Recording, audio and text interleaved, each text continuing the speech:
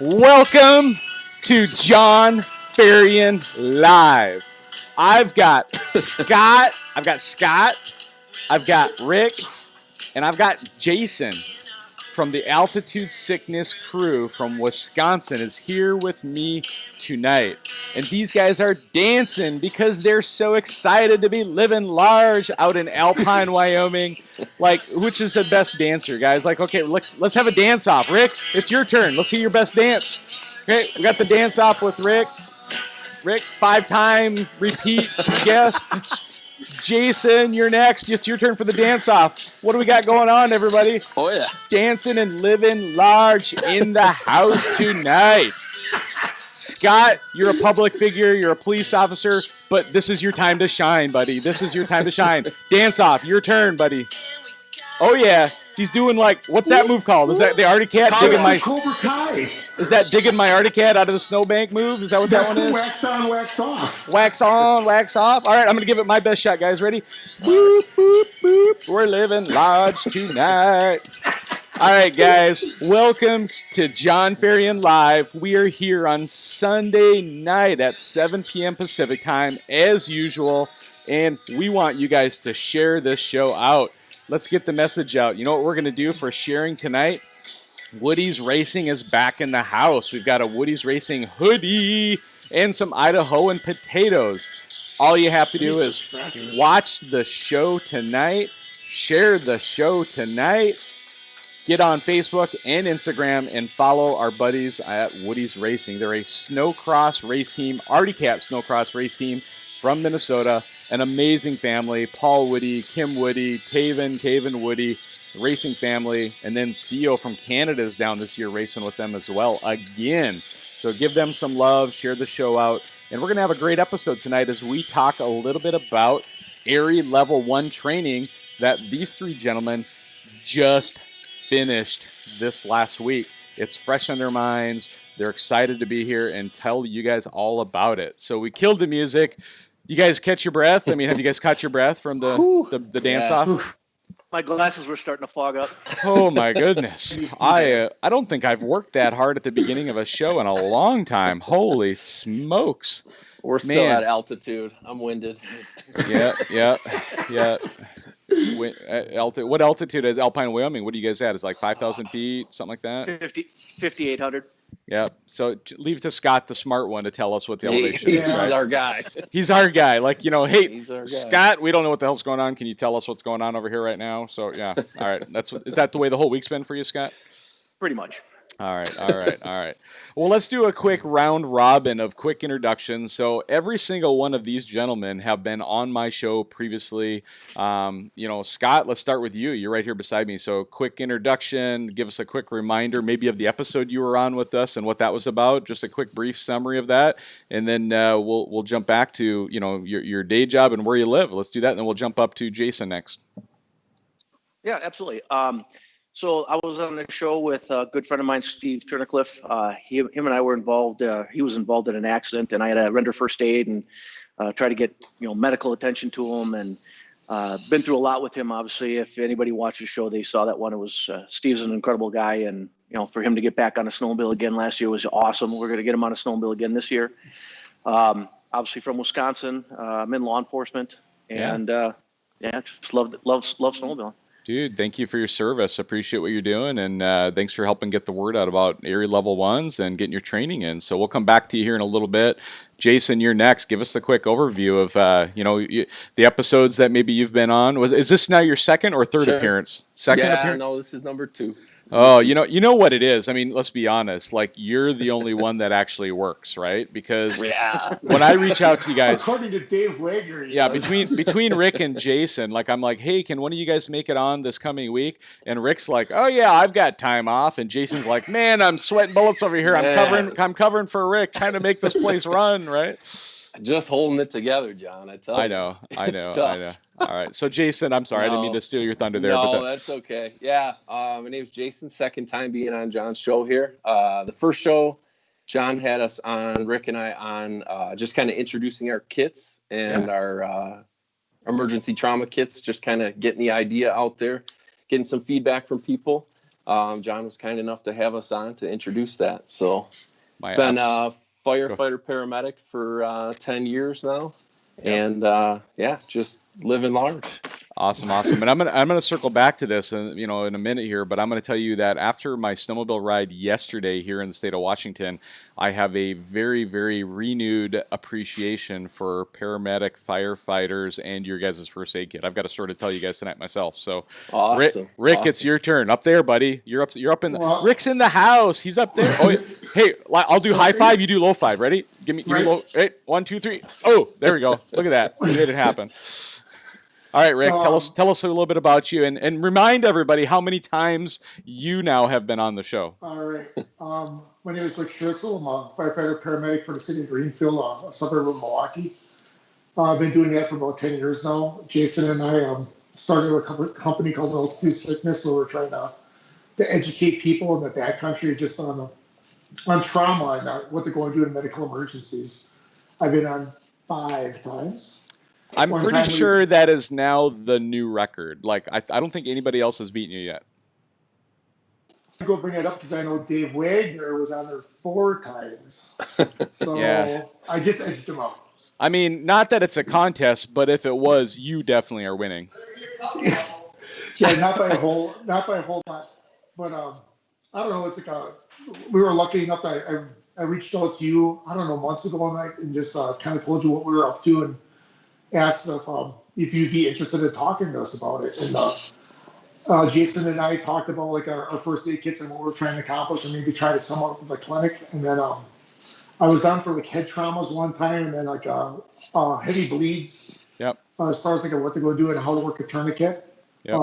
And then I flew out to Utah for the Salt Lake City snow show. Oh, that's right. Yep. And got to hang out with Dave Wagner and you guys and the wives and stuff like that. It was a great time. And it was it was one of the few and only snow shows we got to go to. So it was nice to get out of town. Yeah. We got some really good response with the first aid kits, and hopefully we can keep it kind of going. Yeah. Because I think there's a need for it. Yeah, no, that's awesome. And so we've, previous episodes, we've gone into great depth about your guys' first aid kit and what you're doing. And, I've got a little story I'll share with you today, too, about putting your guys' kit to quote-unquote good use, even though it's bad use, I guess, if you want to think about it, right, is we were, Edith and I, my wife, were on a snowmobile club ride with the Junko Snowmobile Club, and it was a charity event, and it was a pretty good-sized group ride, and, the snow, frankly, was kind of crap anyway, and so we pretty much were all on a trail ride, and the trail was so icy and crappy that all the sleds were overheating, and so people were jumping off trail, coming on trail, kind of just trying to get their tracks to spin, and it was painful trying to keep the sleds cooled off yesterday. And there was a young man named Tanner who, believe it or not, was a previous guest on my show too. Sadly, he was the guy who back in, I think it was March, was on my show, and he was the guy who had to have CPR last March and was revived. Right. So if you remember that guy, you probably watched that episode.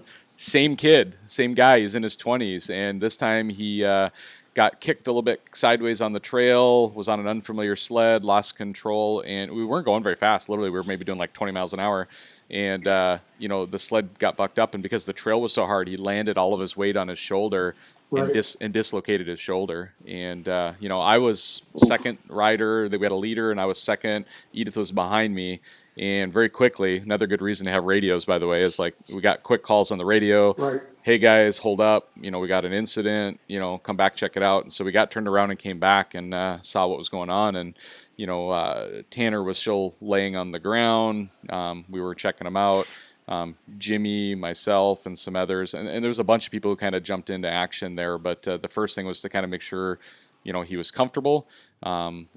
Jimmy, who was with me, actually the ride leader, he had just recently, out of pure coincidence, literally like less than a few days ago, him and this guy who's part of the snowmobile club down there, a guy named Craig Miller, who was a retired firefighter paramedic here in the Tacoma area. He's retired, but he's a member of the snowmobile club, and he was down at the snow park, and we were only maybe 15 minutes out of the snow park. And so, Jimmy literally had just had a conversation about how to like diagnose and to look at like shoulders, looking at the drop and kind of what's going on. And pretty quickly we're like, yeah, we're almost positive we're dealing with a dislocated shoulder here. Right. And none of us had the medical training to feel comfortable, resetting it ourselves.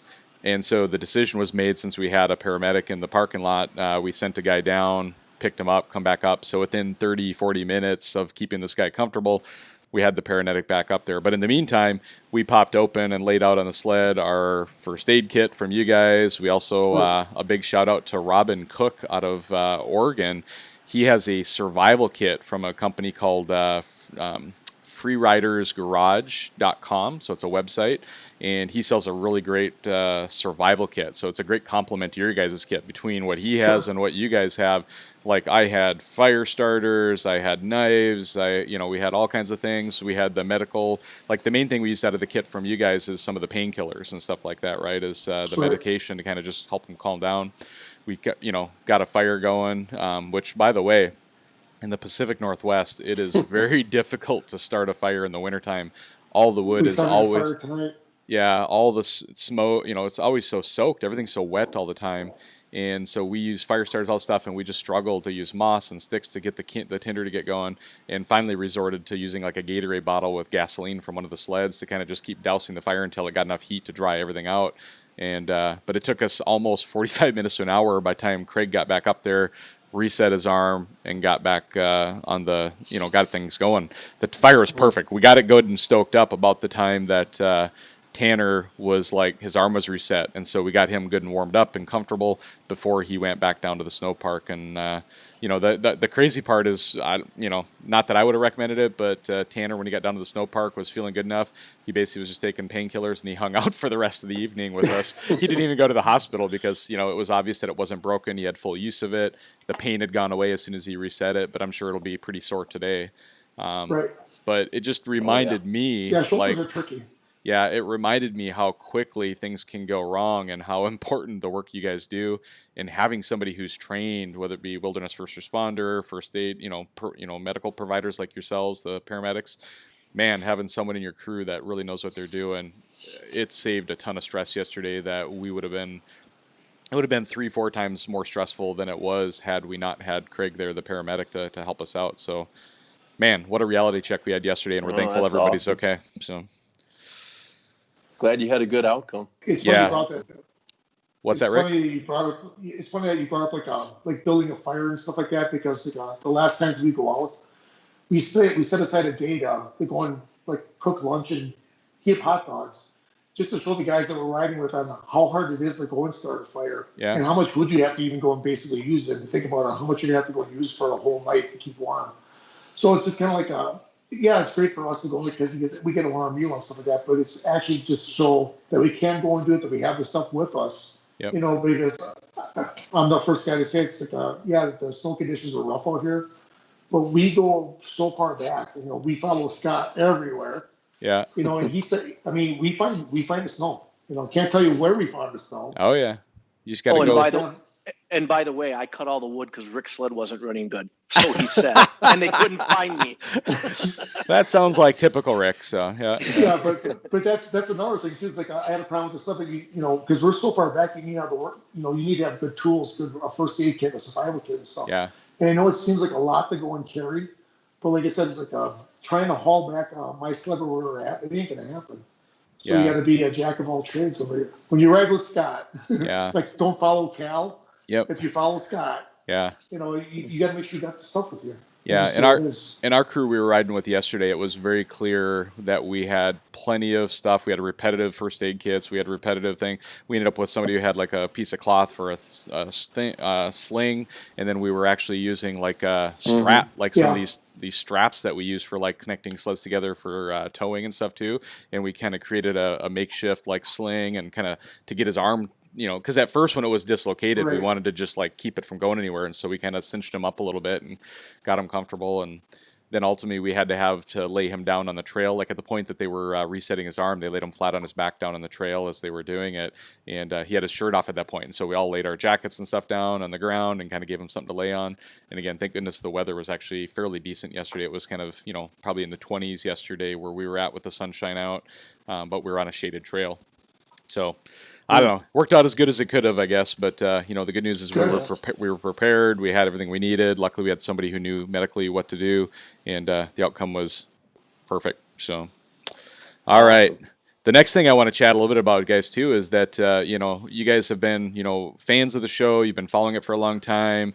You guys have been really helping share the information out. You guys have been buying and supporting the Live Large University Scholarship Program. I think all of you guys are throughout have got shirts that are Live Large. Like, you guys have been on board with this whole program from the beginning, and that leads me to kind of part of the story here is, Jayson, I'll go to you first. Is the scholarship that you, or the Avalanche class that you just attended, you attended on a scholarship program or a prize that you won, right? So tell us about that. Go ahead and give us your insights on how you got that scholarship, or how you got that prize. I did. I don't remember exactly what month it was, but you were doing the, if you bought a T-shirt, you got an entry kind of thing. So my wife and I both got Live Large T-shirts, which we wanted anyways. And we got our entries into the contest there, and lo and behold, I won. And it was Tyler's Backcountry Awareness was giving away a couple of scholarships, and it was, I believe, you and Ryan Cook, I think, was the other one who won that round, and that was back in September. We gave those away, and so you worked and coordinated with these guys to schedule your Avalanche class, right? Yeah, actually, Ryan and I talk a lot on Messenger and stuff. We keep in touch. We were trying to plan the class that we could take it together. He could only do it in February. I could only do it in January. So it didn't work out, but we've become friends just because of that. So it was cool. That's very cool. And then, it kind of got the ball rolling on this class to get going. It's something we've wanted to do for a while. But that was the little push over the edge, I think. That was awesome.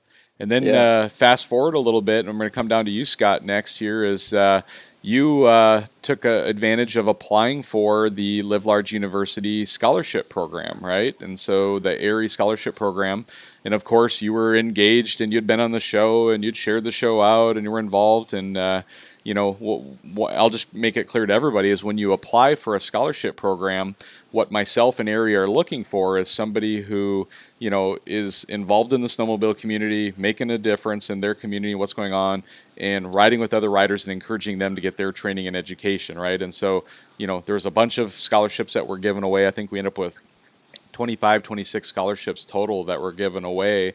But what, Scott, I guess, what inspired you to apply for the scholarship program in the first place? I would love to hear your side of the story on that. So. Sure. So, obviously watching the show, and of course I bought gear and didn't win that.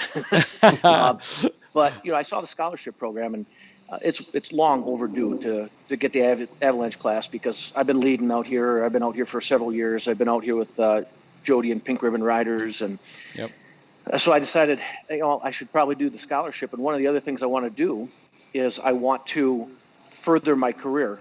I want to do search and rescue when I retire. And out here, actually, in Alpine areas, where I'm looking to do that at. So I put in for the scholarship. I kind of wrote my background as far as how long I've been snowmobiling, how long I've been in the backcountry, and my future plans. And lo and behold, I think it's Jeff from AIARE gave me an email and said I won. I had already paid for the class too. Oh, funny. Which works out good because, if anybody doesn't know, that's the way the scholarship, the prize is a little different, the one that Jayson won, but the scholarships, the expectation is that, the students will sign up and register and pay for their class.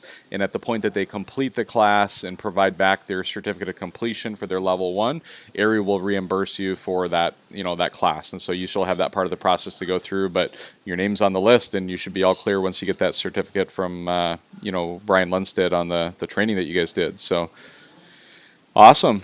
And Rick, what's your story? Are you just left out in the cold, or I heard maybe you were trading horses and donkeys for Avalanche classes, or what was that about? I had a frozen dog that Brian wanted, so I traded for that. No, really, what ended up happening is I ended up Brian actually kind of reached out to me and started asking about like first aid kits. And I told him, I was like, hey, I'll send you a couple of kits. So we'll go and we'll trade a couple of kits for a class, for part of my tuition, I guess you call it. And then Aaron McCarthy from All American Heroes picked up the rest of it. So I didn't go about the way through AIARE now. I can guarantee you that I'm going to be going for my level 2. So we'll see what happens next year, but I'm definitely going to be going applying for that scholarship. It was such a good class. It's like it's going to be so easy to talk about what we learned and our whole experience about, because it was very eye opening. Yeah. I mean, and I know that we've been going to backcountry for I think 4 years now.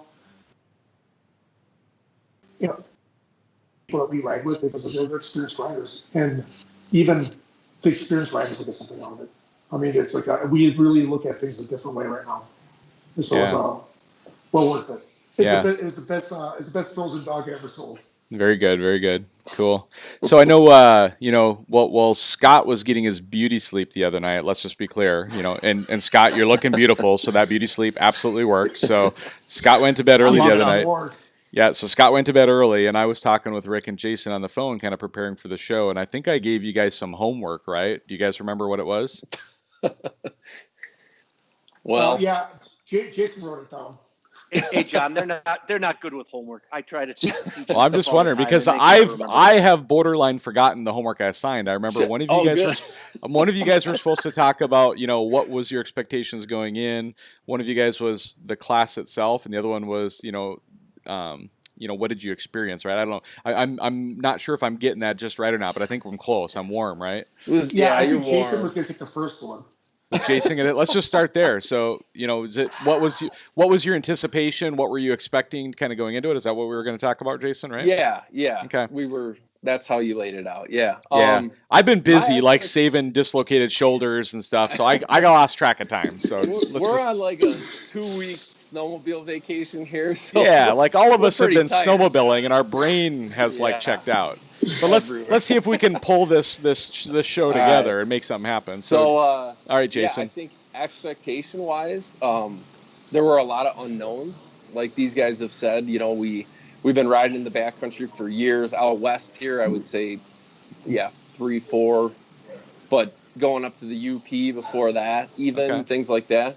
So I mean, I kind of had some idea. I watched a lot of YouTube videos, this and that, but didn't really know what to expect of the in-person classes. Okay. So, I've done my own research on snow pits and avalanches and, signs of them, this and that. But, I was excited. I was just excited to get some formal training on it. I think as 3 guys who come from a fire department and a law enforcement background, I mean, we do a lot of trainings constantly. We constantly taking classes and this and that, and so I think it was just kind of a natural progression for us to get some formal training. So very good. And when you were going into the class, kind of what was your expectations for the amount of time you were spending riding in avalanche terrain and assessing it, kind of, and actually on your machines riding as part of the training, right? Versus ultimately we'll cover here in a little bit what the outcome was, but kind of going into it, were you are we barely going to be riding sleds at all, or did you kind of have an expectation that you think you're going to be riding on sleds that quit, or you just weren't sure, right? I wasn't really sure. I kind of figured it was going to be a lot of classroom and PowerPoints and this and that. Yeah. Maybe a little bit of on snow. Okay. But I was pleasantly surprised of how the class turned out. So very good. I'm a hands-on learner, so it worked really good for my style of learning. So. Very cool. And Rick, what was the next part of the homework? Was it what the class was actually like? And I don't remember the third part. Do you guys remember the third part? That's what Scott's part. He'll tell you about it. So Scott, you remember what the homework was? Well, first of all, they're not very good communicators, because they never told me about this conversation. They just asked me, "Hey, do you want to go on with Jon Ferrian?" And I'm like, "Sure." Sure, why not? All right, so I'll turn it over to Rick next for what the class experience was like, and then Scott, you can fill up the holes that Rick leaves out. How about that? Sure. That's going to be a lot of conversation. I know, right? So, as far as the class experience goes, Brian's got a 44-foot trailer that he actually bought as a car trailer. Yep. That he made into a classroom, and it is it's a professional job. I mean, we all have our own computer screens. We all have our own desks. Great PowerPoint. Brian is so knowledgeable about everything he's talking about. Yeah. So like questions that we'd have, he'd give you he'd give you the answer, then he'd go and he'd explain the answer to you, because I mean, it's new to us, there's and we do as we want to, but you don't get the whole hands-on thing that you get to go and ask questions about. So the first day was basically all classroom. So 8 hours in the trailer, going over things, everything from different kind of snow structures, and like surface horn, deep horn, facets, and like rounds and stuff like that. All these terminologies that you actually would never have any idea what it is unless you had somebody explain it, or you go to a book. And let's face it, we're not that good at doing homework. So reading a book is maybe not the way for us to go sometimes, because like as Jayson said, we're so hands-on kind of people.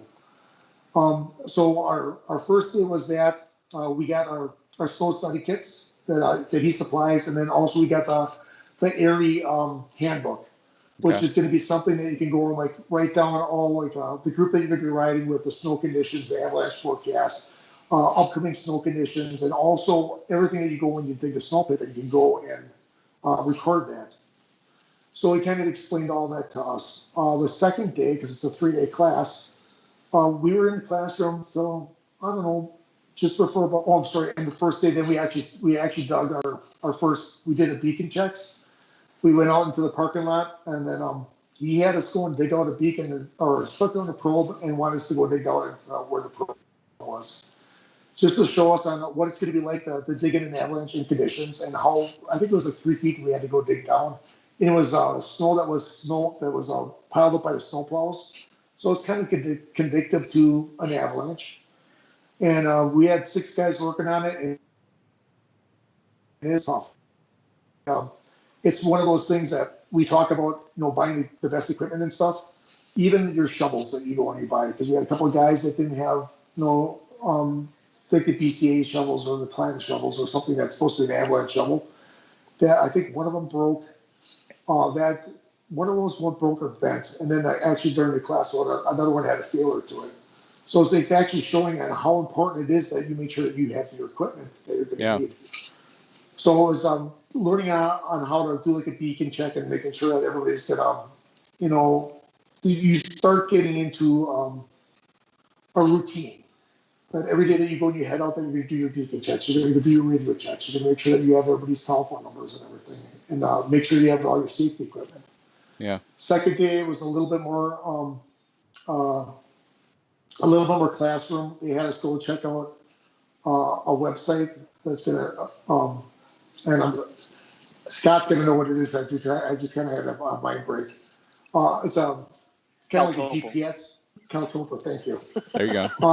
And it's something that was new for us. So Scott was like in seventh heaven because he had a new toy to go and play with. So of course he was working on that. And we filled out our handbooks with all like the avalanche conditions for the next day. And then that was the first day we got to go out riding. Brian took us out along with Mike to a couple of locations, and we, literally did some rescues. And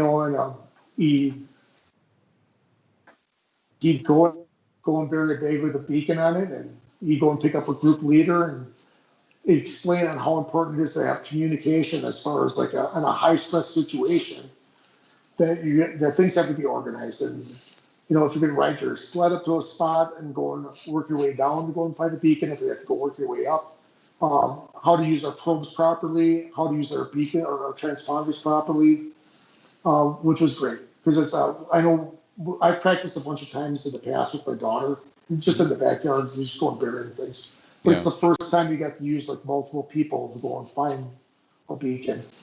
Third day is a little bit more classroom, and we were out in digging snow pits. Then that was like kind of like the day that everything kind of started rolling together, because everything we learned was starting to come together. That we're digging snow pits now, and we're taking our snow study kit, and we're looking at the facets, and we're looking at the layers as far as like the snowfall went, and the weak layers. We're doing our compression tests and our propagation tests. And all those things that we were talking about and all the things we watch on YouTube, now we're the guys doing it. And we're getting failures, and we understand what's happening now, and how to go and record it. And it was very eye opening.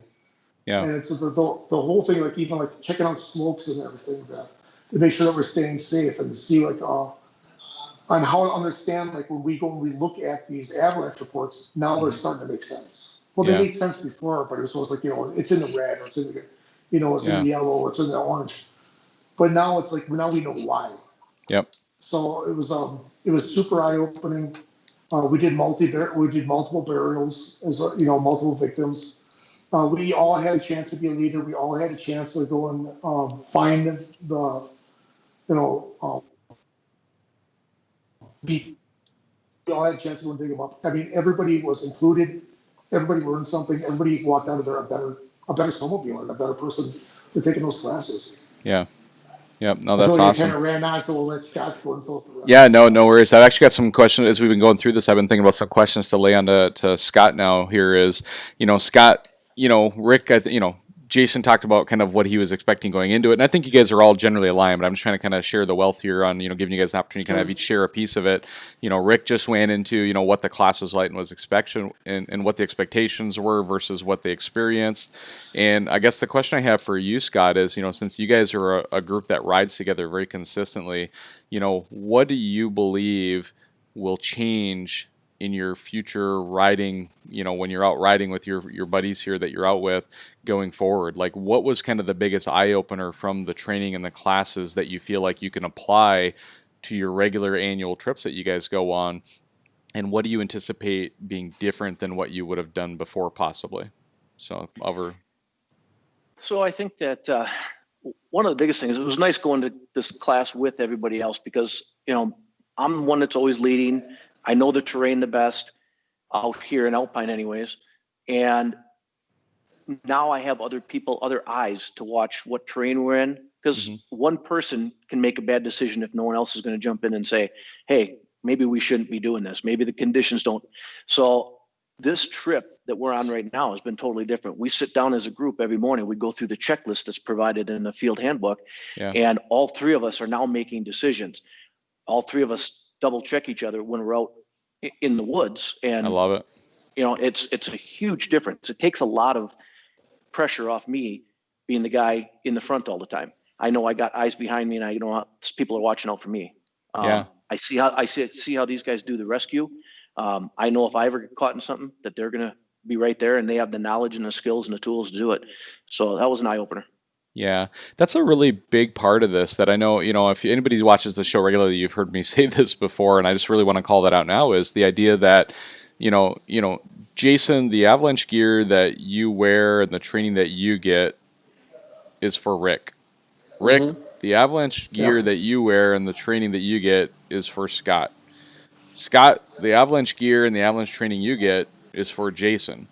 And you could mix and match that scenario over and over and over again in any way you want to slice it and dice it. And the reality is if nobody's wearing any equipment, they're basically, in my opinion, telling the people they're riding with that those people don't matter to them, because if something goes wrong, they're not prepared. Like, they don't have a shovel, or they don't have a probe, or they don't have a beacon, or whatever it is. And a lot of people think of like buying this avalanche safety equipment as something where it's like, yeah, like, I don't ride an avalanche terrain, I'm good, this isn't an issue for me. Even if there's an avalanche, I'm not worried about it. Like, I'm living life to the fullest, and if I die tomorrow, I die doing what I love, right? Like, I've heard people say bullshit like that, right? And the reality is I don't think they're thinking about it the right way. They shouldn't be thinking about it that way in the first place, right? Let's just be clear. But even if they are, what they're not doing is they're not thinking about the fact that that avalanche safety gear and that avalanche training that they're getting isn't for them. Right. Because, frankly, you can have all the avalanche training in the world, and you can be the best avalanche educator, trainer, executor, whatever in the world. And if you're the one under the snow, none of that does you any good. Nothing. Yep. The idea and the decision is that you're trying to assess the terrain and avoid the issues ahead of time, and everybody making good decisions together, as Scott alluded to. And Scott, I love that you shared that, is because that's, to me, probably one of the number one things that I think is common in our sport, where there's a common, consistent ride leader and everybody puts all of their eggs in that basket. They're relying on that person to understand the terrain, the avalanche conditions, to make the calls. Are we going that way? Are we not going that way? And to your point, and I'm somebody too, I'm a ride leader 99% of the time, right? It's like, that's a lot of pressure to put on somebody. Yep. And so let's dive into that for a minute, Scott. Like, pre-class, and you being the ride leader, and now in hindsight being able to see all this and kind of reflect on it and really be able to articulate it, how fair is that amount of pressure is put on you? And let's talk a little bit about some of the things that maybe you internalized or felt that maybe you never said out loud until now you're kind of thinking about it in hindsight. Well, it's kind of funny because when we were in Colorado and right after the class, we had one free day after the class, and I actually made those guys lead.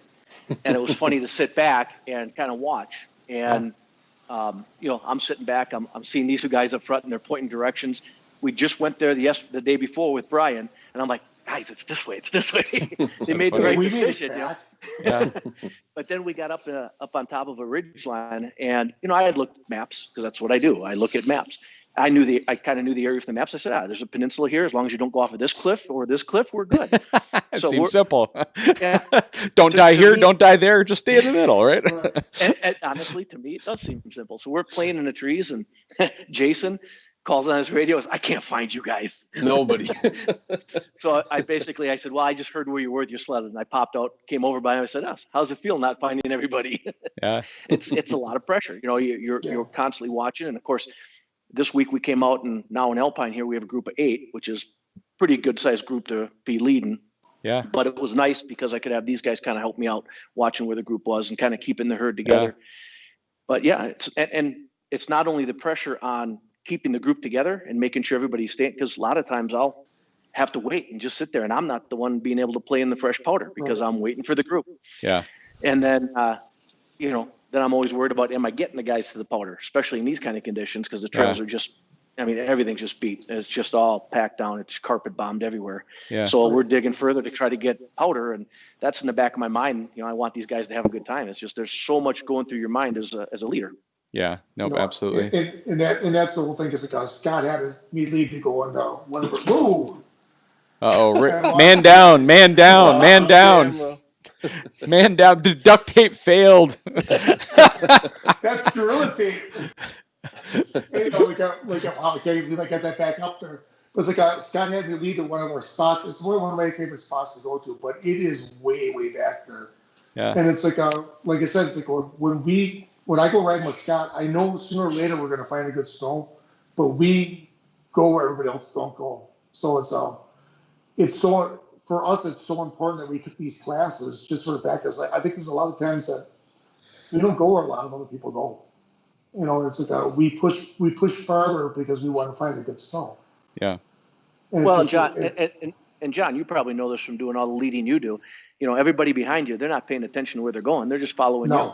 I literally ran into that exact issue a week ago where a guy, it was so funny because one of my very good friends who literally lives a mile from me down here is a member of our club, and him and his wife, they come out riding, and they're fairly new to mountain riding, but every time they've ever gone out with us, it's like John's leading the ride, right? And we're going this, and so the funny part is we didn't have an official club ride this time, and this gentleman and his wife were going on a ride, and they invited us to go with them, and I says, that's fantastic. I'd love to join you guys, right? And so we got there, and I was very intentional about the fact that this was his ride, and whatever him and his wife wanted to do, my wife and I were happy to kind of just follow along. That was the day that my son was with, and so I kind of, in a nice way, gave him the respect of letting him lead his ride that he invited me on. But at the same time, I was secretly going like, it kind of feels good not to have to lead a ride today and just kind of be in the back and let the group do the thing. But here's one thing I learned sitting in the back of the group instead of the front of the group is that there's times where I'm riding along and I'll admit I'm kind of can be that guy sometimes where like I'm, squirrel, like I go down the trail and I'll see a spot that's like, oh, that would be epic to hit. And as the ride leader, I can put my arm up and slow the group down just enough so that I can go hit this little thing and kind of come back down the trail. And I haven't delayed anybody more than just a few seconds usually, right? And in the back of the group, when there's nobody behind me to see me, if I make a mistake or fail or crash or get hurt, it's a whole different game. Like I'm in the back going like, I'd love to hit that, but I shouldn't, because if I get hung up or stuck, now I'm slowing the whole group down. And what happens if I get trapped on my sled and can't communicate with anybody, right? There's nobody there seeing me and watching me do whatever it is I'm doing. And let's be honest, if you're going to show off, you might as well have people watching, right? Rick, you want to play that? Yeah, Rick, you want to talk about what you're showing off? Is Rick the show off guy? No. Like, Rick, are you my doppelganger? Just I am 100% hold my beer. I could actually make a not literally, but figuratively, right? No. No. John, let's just leave it at there's videos that will be coming. All right. Let's just say this weekend was trying to do paper clips, trying to do re-entries, and trying to drop off harnesses. It didn't work that good for me, but I'm getting there. I'm getting closer now. Well, what's this paperclip thing? That's the first time I've ever heard anybody reference something called the paperclip or a paperclip. Is that where you go home and you do office work like I'm doing tomorrow? Is No. That's when you're going up a steep hill and you go and you wheel and you come directly back down. It kind of looks like a paperclip. Most of us know it as a re-entry. I was going to call it. I call it a re-entry, right? It's a re-entry, but it looks like a paperclip. A re-entry is a little bit more. It doesn't look like anything when Rick does it. Oh, come on. I did not do it's that. A snow angel at the bottom. At the bottom, he falls off the sled and he lays there and he does a snow angel, right? That's okay, because I have a snow angel right next to him, so I can't talk. There's a pretty safe bet that there's not a doubt in my mind that there's going to be a video hitting Facebook pretty soon of that drop off that harness. Very good. It was all carnage. Yep. So I almost missed a point here on that ride earlier when I told you my buddy was leading the ride. Same thing happened. We would go into areas that I brought him into a dozen times before, and when it was his turn to lead, he'd get to an intersection of the trail and be like, do I go, which way do I go? And your point's right, and actually can be kind of dangerous to think about it, right? It's like, what happens if the three of you guys or your group of 8 goes out, Scott's leading the ride, he gets you guys out there and he knows the way back, and now all of a sudden Scott's the one that gets hurt, right? Maybe he's the one that has to be helicoptered off the mountain, and now you guys got to find your way back. The question is are you guys dropping GPS tracks? Do people know what's going on? Are they paying attention? And so sometimes it's very intentional that you let other people lead just to kind of give them that experience also of being able to like pick out landmarks. And a best practice I have is every time I take a turn or an intersection, and I'm in a new area, I'm not only looking at where I'm going, I'm actually looking over my shoulder back, because if you're coming back the same way, you want to recognize that rock or that tree as a landmark that you're going to turn right at, instead of just come back and be like, which way do I go? Because by the time you come back, there could be 16 different tracks, and you can't always count on just following your tracks out, right? Because how many times does it happen where you've been out there and other people follow you out, and in the meantime, they're making crisscross tracks everywhere, and it's really easy to get turned around in those situations. So, So I know Scott has an in-reach committee, but he basically never gets lost. Jason and I. Thanks, you just jinxed me. We have the in-reach explorer and stuff. So usually I'm pretty good about finding out where I want to go. Although I couldn't find a lunch spot today, so that might have been a little bit tough. But usually I have a pretty good sense now where Scott is at most times, and how to get back out. I'm getting better at it all the time. Yeah. But there are times that I fall back and I'll take a look at my in-reach meeting. I ride an RMK that's got the pimp display on it, so I can drop waypoints on that too. Yeah. So it's one thing, even like looking at the terrain, making sure you have like a ridge over your shoulder where the sun is and how to get back out. But it's also relying on technology that you have at your fingertips too. So. Yeah. No, very good. Well, I mean, a lot of great things. And so going back to the kind of the avalanche class you have too, and getting out and reading terrain and stuff too, is now that all of you are are trained on avalanche identification and terrain and kind of the course is like another thing that's nice is a ride leader now with a group of people who are trained with you is you can roll into an area and you can stand and look at it all together and you can all have a conversation together about like, hey, what do you think, Rick, or hey, what do you think, Jason? Based on what we learned this week in class, does this area look like an area we should be concerned about based on the avalanche forecast? And I think that's a big part of it too that we don't really talk about a lot is, what are we seeing and how does it relate to what we read that morning in the avalanche forecast, right? Like, are we looking? Go ahead, it's kind of Scott. It's kind of funny that in the class what you're talking about here. Yep. And Brian made this very clear. When we're out there, we're not looking for stability in the snowpack. We're constantly looking for the instability. We're constantly looking for, the propagation. We're constantly looking for terrain. And we actually had that just today. We all got up to a certain area, and it got steep after that. And we saw some propagation. We said, this is not a good area. Let's turn around and head back. And, those are the decisions you have to make. And as a group, it works out very well. Well, and as a group that's trained, you're not getting any resistance to like, Scott, you're just being a wet blanket here. Come on, man. It's like, let's go ride this, right? Now that everybody's trained and they understand the consequences and the circumstances that you're in, it's a pretty easy conversation, I would imagine now when you say, hey guys, we got propagation, let's get the heck out of here, right? So yeah. Well, I think that was another cool thing was Rick touched on, us reading the avalanche reports before we took this class. And yeah, we kind of understood it just from, the coaching that Scott's given us, but this gave you that like bigger perspective, I think. And now that when we dig the pits and you're actually seeing what this report is telling you and it's coinciding with it, and you're like, oh yeah, that's what they're talking about. Well, and that was the coolest for me, I think. Yeah, and I think that's important because like what it does is it gives you confidence in the avalanche forecast, right? Because I think here's what I see with an avalanche forecast that's pretty consistent is, people will read something and then they'll go ride all day. And they don't see anything that gives them any reason to believe that what they read shows true, right? Like, yeah, maybe there's a persistent weak layer in there that's, remotely hard to trigger. But if you're just out riding around and you're not digging that 3 feet down to go see what's under there, the snow, like you really don't know. You're just kind of taking people's word for it. And I think we all get a little bit, and including myself, right? I think we all get a little bit numb to it, right? Like we just kind of take it for granted that like, I didn't see anything today. But when you actually take the time to go out there and dig that snow pit and to dig in and try to identify what you read in the forecast, and I think most avalanche forecasters would tell you the same thing. It's like, go out there and prove me wrong, right? Like if you can get out there and find different conditions than what I said there was, now please give me an observation back, right? And did you guys cover observations in your avalanche class at all? Yeah. Who wants to talk about that? Who's able to talk about that? I can talk about that a little bit. So, Brian said this very, skiers, when they do their tests, they're doing it on one slope because they stay in that area. Yep. Whereas snowmobilers, they need to get onto these reports and they need to put in what they're seeing. If they're seeing avalanches, they're seeing propagation, and if they're digging snow pits, because we cover so much terrain and we can get so much more information out to the forecasters, and we can make those forecasts so much better. And that's a big part. And I don't think enough people get on those and put their own reports out there. No, absolutely. And that was something, you guys, I was talking to you right before the show here is, my last show that I just did here, I did a private show just for our local snowmobile club. We actually do our snowmobile club meetings through the Cascade Drift Skippers, on the same format here, but I can send it right into their group.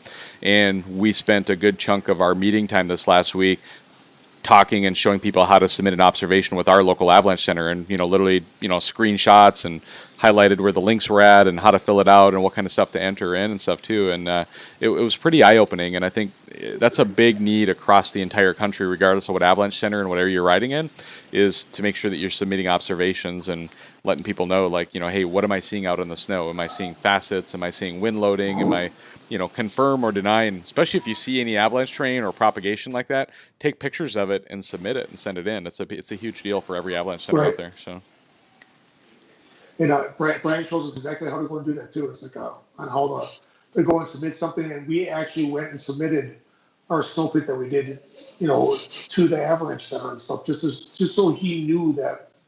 Just so that we knew and how to go and do it. Perfect. And how important it is for us to go and do. So. Yep. Okay. So Yeah. for all of the snow, because I mean, let's just tell the quick story here, and maybe Rick, I'll turn it over to you. Is like, how many years have you guys been going out for? How many weeks per year as a group riding? Like, how many years has it been you guys been going out as a group? So, as far as like snowmobiling, I've been snowmobiling for about 12 years. As far as backcountry snowmobiling, now this is my fourth season. So 4 years. Every season now, yeah, 4 years. Okay. This is my fourth year. I usually plan 3 trips. Yeah. This trip was like a little bit longer than the normal ones, just for the fact because we want to take that avalanche course. Scott's going to be busy this February, but I know we got a trip that's planned at the end of February, beginning of March. Yep. I might be coming up to Washington, bugging you or Aaron, or I know Dave Wagner's going to be in Alaska for a while. Yeah, he's going to be in Alaska for a while, but I think he's going to be in Island Park the same time that we're going to be down there too. Yeah. So. Well, here's my point, Rick. I'm going to cut you off because I'm making a point here. Sure. So here's my point: is what you just described is what I understand and what I used to be as a Midwest mountain rider. If I'm a Midwest guy from Wisconsin, Iowa, Minnesota, North Dakota, you could name any state out there in the Midwest or even the East Coast to some degree. You just described what I understand as the general average rider, right? So as a general average Midwest mountain rider who's going out multiple times per season for the last X amount of years, what advice, Jayson, do you have for people who, quote unquote, used to be you that haven't taken their level 1 class yet? Like, what do you want them to understand and know, and why is it so important in your words? And I'm going to give you guys all a chance to say this, and you kind of bounce off each other, right? So I'm going to start with Jayson. Like, what do you want to tell the average Midwest rider, frankly, or even a Western rider who maybe hasn't taken avalanche class yet too, because frankly, that's a whole different topic. But let's just focus right now on the Midwest folks who've been riding for 3 to 6 years, whatever it is, haven't taken a level 1 class, similar to you guys, and now that you've taken it, your big aha moment, and what do you want to share with that community? Sure. Well, I think it's huge because coming from the Midwest, like we're in our own category, and Brian laid it out. It's called scarcity. So, take away the Avi class of this. We have 5 days to ride, and we come out, we drive, almost 24 hours to get here. We have those 5 days that we really want to get out there and ride. Yep. So this class, I think, opened our eyes to it not scare you. It just teaches you how to manage those conditions. So in those 5 days, if the conditions are in the red, well, now the 3 of us are trained to look for these signs, and that, okay, we can't go play on this, but we still have that 80% that we can of things that we can still go play on. So it doesn't necessarily like, now I'm training avalanche, everything's dangerous. Like, no, it's the complete opposite. It opened our eyes to this whole new world of things we can ride. Exactly. So it's the opportunities that are in front of you. Yep. Exactly. So I planning a trip, I know it's hard, like to take those 3 days and think, okay, I'm going to be in a class, I'm not going to be able to ride, but the big picture of it, it's going to open your world of riding to many more days and a lot safer days. I just got like tingly feelings all the way through my body because you just nailed it. Like I've told people that over and over again, is that taking an avalanche class will give you the confidence to approach the terrain in a way that makes riding fun again, and it kind of takes that like unknown fear factor away, right? Like, because now you can go out there and assess the terrain and know you're making the right decision for the conditions that you're in. Right. So you nailed it, buddy. I love it. So Rick, now you gotta follow up. Oh, go ahead. Yeah, Jayson. No, go ahead. You're good. Rick, you gotta follow that, buddy. Like Jayson just nailed it, and so give me a second. Like I'm gonna put up a scorecard here. So like, all right, God. I'm gonna give Jayson an 8. Like, okay, an 8. Oh, yep. Wow. Like your answer, Jayson, was an 8. So Rick, you're up, and you got to see if you can beat an 8. Thank you. Can I dance some more while he does this? Yeah, feel free to dance while Rick talks. Yep. That's going to take points away from him. If I had to give advice for people, the best thing about that happened to us is like we got hooked up with people that were heading out there already. So we knew the equipment to go and get, where to go and get it. We sat down, we learned how to go and use it. But when we were talking about before, like on how that equipment's not really for use for the other people that you're riding with. I remember like when they went from like the 2 antenna to the 3 antenna beacons. Yep. We went and we got all 3 antenna beacons because I can't go home. If something was to happen, Jason, I'm not going to sit there and go into this. I tried to cheap out on a piece of equipment that's going to save his life because I was trying to save a couple of bucks. Yeah. You know, and even those couple of seconds that you go and you save, or a shovel, you know, that doesn't break, or a Navy pack that works all the time and stuff like that, and you go and you maintain it, and you go and you learn on how to keep all that equipment up and running the way it's supposed to be doing. Something as simple as batteries, your equipment, but go and use the right batteries for it. That it's so key to, and Jason kind of touched on it. It opens up. You get to go riding more because you're going to feel safer with the equipment that you got because you know it's going to be working. Yeah. And you get to come home at night to go and say hi to your wife and kids. Well, not my wife, but my kid at least.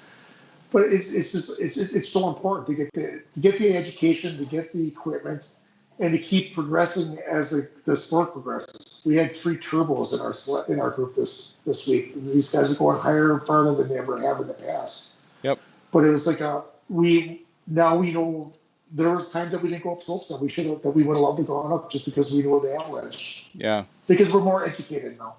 Yeah, I mean, you're making decisions, right? And that was one of my very first experiences that I ever had with avalanche training. Also, is I had ridden from Minnesota back in 2007, 2008, no avalanche training. 2009, I went out there and I took my first awareness class with the same crew that I've been riding with, and immediately I saw the whole group riding differently and making different decisions. And in that exact ride, I witnessed somebody making the decision to not just go ride a slope, but to go over and visually assess the slope, right? And as he was doing that, he looked at it and he just, based on the forecast that we knew and what we had learned in our awareness class, so it wasn't even a level 1 class yet, right? But just based on the little bit of information we knew, and he looked at the terrain, he decided like, it just looks sketchy today. I don't think we should ride this spot. And as he was turning around, it literally, propagated from the bottom of the hill, remote triggered the whole hill, and it comes sliding down at him, and he got out of there. That was that moment for me where it was like, oh my gosh, even just a little bit of training. A level 1 gives you a lot of training, and it's like what everybody should be shooting for. But it just helps you make better decisions, and to see that real world scenario happen, and to know like, man, that was a close call. And had we made the same decisions we would have made on our previous rides, somebody would have been caught in that avalanche and potentially killed a friend that day, right? And that's yeah. And I guess that's how we kind of got on how we got started with like even just like the first aid kits. And we always, I don't know where you buy them from. Just go and get one. It's bad things happen to good people all the time. We see it at work every day.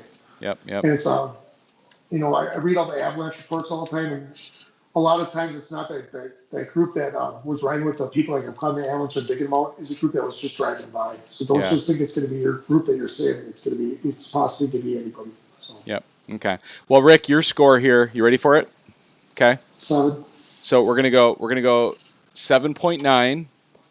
But because your microphone cut in and out a little bit, I'm going to give you a 0.1, and you're tied with Jason at 8.0. John. I mean, he did equipment, right? He talked about equipment, which is different than you. But now the trouble is we've got Scott here. Like Scott's experienced than I did. Scott's got the difficult. Now he's up against this. He's got 2 incredible overviews of what you guys want the Midwest riders who ride a few times a year for several years. What do you want them to know? And you guys have pretty much already said most of it, if not all of it, right? And well, I gave them a 4. I gave them a 4. Well, I'll let you guys work that out. So Scott, the pressure is on. You need to figure out how to one up these guys and bring this show to a close on a high. Let's see if we can get a 10. Well, first of all, there's no pressure. No pressure at all. These guys had it easy. These guys came out here with me the first time, and I've been coming out here since '96. I got news for you. Being in the car with 24 hours in Scott is not easy. Okay. That's all I'm going to say. So, relating back to the Midwesterners, I can relate probably more than anybody else. I've been coming out here since '96 on short tracks. Nice. And we came out here and just didn't know anything. In fact, we'd ask our guide, "Why are you wearing a beacon?" He goes, so my family can bury the body. He was the only one that had a beacon. No one Yeah. else did. Yeah. You know, I've been to Togety when, hey, why is that car all covered in snow? Oh, that person died in an avalanche. You know, so I've been building these scare tactics in my whole snowmobiling career out here. I took a next level course with Dan Adams, and to hear that story with a Blair man, what happened to Jason Blair, Yep. it's just an eye opener, and it scares you. Awareness class. I'll guarantee most Midwesterners, they all take the awareness class. That's not even close to being enough. You need more education. Amen. And as soon as I took this class with these guys, man, eye opener. And the class isn't done. Just because you take the class doesn't mean you know it. There is so much that we have to learn on a day-to-day afterwards. Oh, I'm just I'll telling give you, a round of like, applause. Scott, you just nailed it. Like, I'm going to let you keep going, but I'm going to pause you because what you just said was that a level 1 class is just what this shirt says, right? Live large, where the journey begins. Your Live Large avalanche education journey is in progress, right? There's Oh, no it's end. just There's started. there's no end in sight. That's the part. That's what just gave you a 10. Congratulations. Letting everybody know that, you know what, whether you're taking an awareness class, a level 1, a level 2, or whatever it is, your journey never ends, right? And so your avalanche journey and your education process is there. So I had to pause for that moment. Thank you, Scott. Keep going if you got more to say. I just wanted to finish up. And the reason I say that is because listening to Brian and Mike teach that class, you know, you sit there and they're very humble guys. The knowledge they have on this topic, on snow studies, on Yep. avalanches is impressive. And I'm looking at these guys going, my God, they know everything. Yep. And they'll tell you straight up, no, they don't. There's professionals out there that don't know everything. Yep. It's a continual learning process. Yeah. Well, and here's the thing is once you've gone to all the formal training and classes, then it's putting it into practice, right? It's the school of hard knocks. It's getting out there and putting it into work, into practice, digging your pits, riding your terrain, visualizing it. And at the end of every day, going back there and talking about what did we do right? What did we do wrong? What would we do different next time, right? Like that's a good best practice for everybody to get in also. And you know what? It takes a lot of guts for a group to look each other in the eye at the end of the day and go back to the snow park and say, all right, guys, what could we have done differently today to make better decisions? And to have an honest dialogue about that. Like I know I don't do that enough, if at all, hardly, frankly. But I've heard that as a best practice, and I know it's something I want to strive to continue to do. And you know, putting all this training into work, making it happen, getting that progress going. So, whoo, you guys are wearing me out. Wow. That's it. Should have asked all three of us at the same I know, right? time. That's, Well, the great part is, I've had this for like 12 days now. but like every great team, y'all feed off each other, right? We do. We Yep. do. We have a lot of fun. Yep. Exactly. We take exactly. care of each other. So Yeah. All right. We- all we- right. we have Well, we definitely have a good routine going, that's for sure. yep. All right. So I know, like usual, I talk too much and I talk too long. And, you know, knowing you guys, I can say you probably feel the same way. Like, you know, here we are at an hour and 2 minutes into the show. don't know if you- holy. Yep. Right. And so we should probably wrap this baby up. But, you know, I think we've covered everything my goals was for tonight, too. And so, I just want to give you guys a chance for any final thoughts, any final words that you have. And if there's a topic you want to tackle yet, we can. Let me know. But if not, let's just get some final thoughts on what you want to wrap this up with. And, you know, we'll move out tonight, and you guys can continue your epic week in Alpine. I just want to say thank you to you, John, and the Live Large University, and everyone that bought T-shirts and donated. It helped me get this, scholarship for this class going, and Yeah. you could be the next winner. So, let's keep going. Let's keep the safety classes going. And On that topic, I'm going to pause you because on that Okay. topic, right? Mhm. Tomorrow Tomorrow. is the next phase of the giveaways from the Live Large merchandise orders, right? And so from September 1st through December 31st, I've now tallied. I spent part of my day before the show here today tallying up all of the people that are there. And so here's the thing is we have, I believe, I'm don't quote me on this, but I'm pretty sure I got this right. I think it's 76 different items ordered on the website. So 76 items that were ordered. If you were one of those people who ordered those 76 items, are going to get an opportunity to win one of 3 different awesome prizes tomorrow night, right? Brett Rasmussen has put up a Ride Rasmussen style day, right? Matt Enns has put up another level 1 avalanche class, just like Brian did for you. Mm-hmm. We got the Mountain Riding Lab guys, right? Matt and Will over there. They're giving away a level 1 avalanche class. So tomorrow night on this show, 7 p.m. Pacific time, again, same time, tomorrow night, 24 hours from now, I'm going to give away those 3 prizes to the people who were there. And so there's some caveats here. We got some weird issues going on with the borders still being closed. And I know we got some Canadian people who have signed up for that. And I've actually pre-reached out to the Canadian people who've been part of this.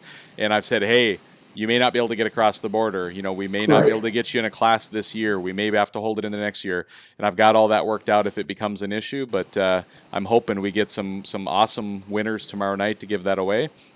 And as a reminder, all of the money that goes into saving all of these, you know, all these shirts and hats and everything that I sell on the Live Large website, all of that goes to supporting avalanche education awareness. And Jayson here is a personal benefactor of the merchandise side of the winning prizes. Scott here is one of the benefactors of the university scholarship program. And so you guys are witnessing in action all of the efforts that everybody collectively has done. I'm lucky enough to help coordinate it all, but bottom line is I can't do it alone. Everybody here who's watching and everybody here who's on the show tonight with me, you guys all made it happen together. So, Yeah. all right. Yeah. I cut you off, Jayson, but any final thoughts? You good? No, that's okay. Yeah. I just wanted to also thank, Brian Lundstedt, and then Mike. I hope I don't butcher his last name, Lang Henry. Okay. He worked with Mike on that as their instructor, and like Scott said, they're both so humble. They're never going to want to hear it, but they really did a great job. And like I said, we've taken a lot of classes, and those two are great instructors. So yeah, those guys do not suck. Let's just be clear. No, they do not suck. So, they are awesome. All right, Scott, I'm going to go to you next, and I'll wrap it up with Rick. Perfect. First of all, I'd like to thank you, John, for doing what you do. But however, I do have to thank my wife first.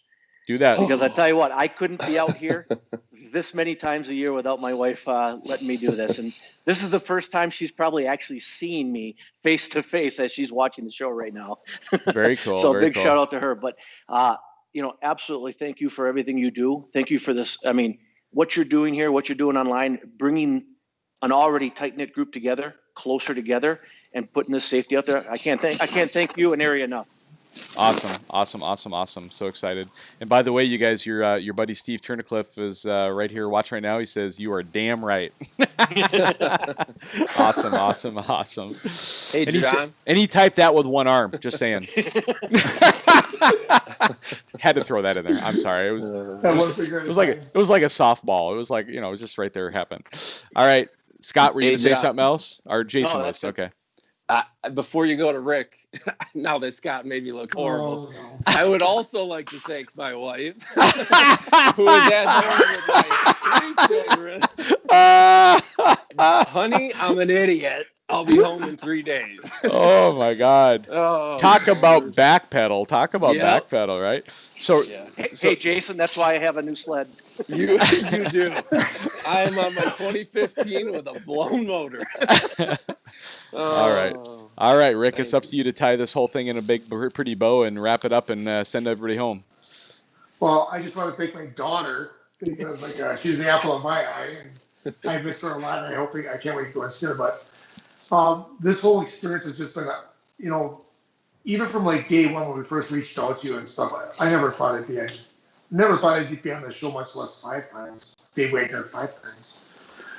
And it's just it's cool because usually we go and we take a class and we go take another class right away, and then it's understandably on how they make you take your Avi 1 class and you get to take your Avi 2 next season, and then your Pro 1 and your Pro 2. It's like a 4-year process, and I see why they go and they do that now, because it takes you a whole season to get good at what you're doing. We have a lot of snow pits we got to go dig. Before we decided we're even up to being able to take our Avi 2 class. Yep. This has been like an adventure of a lifetime for me. It's something that always watching the videos on YouTube. It's like someday we're going to be going and doing that, and now we're the guys doing it. And it's like the program that AIARE's been putting on is unbelievable. I can't it's about Scott and Jason. I can bet you next year I'm naming. And I just want to keep going and learning more and more about this sport that we've all grown to love and stuff like that. It's brought so many people together. I've met so many people through you, and doing these podcasts and just like talking to people on the internet now. It's been a great experience. I can't thank you enough for it. Yeah, what I love about all this is that I just keep making more and more new friends, and these people are just awesome, like you guys. And every time I turn around, it's I know. I see you walk around the snowshow at Utah, so I know how many people you know. Well, it's so funny. It was so funny. We were at cool. the Utah Snowmobile Show, and there was probably in that snow show, I don't remember exactly, but somewhere, let's call it between 6 and a dozen people, somewhere in that range. Maybe it was 10. I don't know. People who had been on my show at one point in time, in something. It was kind of just cool to sit there and kind of absorb that and to think about it. And it's like, holy smokes, what a network. I mean, you guys are episode 159, and I've got, 159, give or take.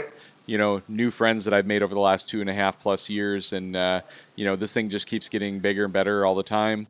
The charity event I was at just, last night, we were hanging out at a campfire, and people were coming up and saying, "Oh, I've seen your show. I love it. I watch it, but I never comment." And I told them, like, get in there and make a comment and say hi so I know you're there, right?